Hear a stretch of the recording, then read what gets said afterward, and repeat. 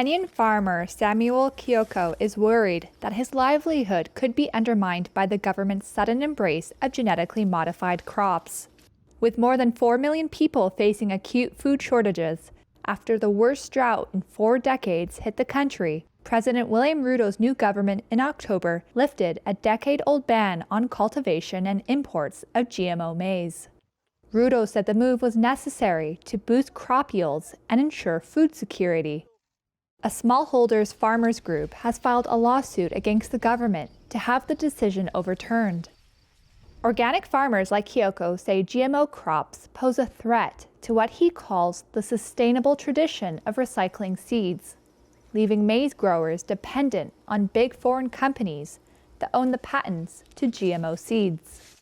Kioko added that GMO maize would force smallholders like him to carve up precious land to create isolation zones to shield indigenous seed varieties. We have to avoid the contamination.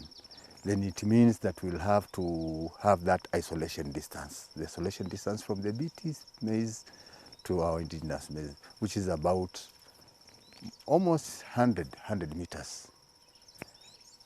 Farmers cannot afford that because land is also scarce. Kenya's National Biosafety Authority says they have been confirming genetic safety for every crop. Chief Executive Roy Magira touted the success of the technology in the country's cotton sector, where production had collapsed, but was now reviving after the government allowed GMO varieties in 2019. Daniel Magandu is one such beneficiary.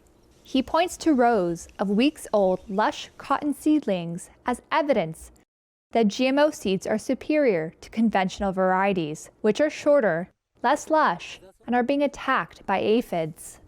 When I planted this cotton, it has not even taken a month, and you can see the size, how it has grown so quick.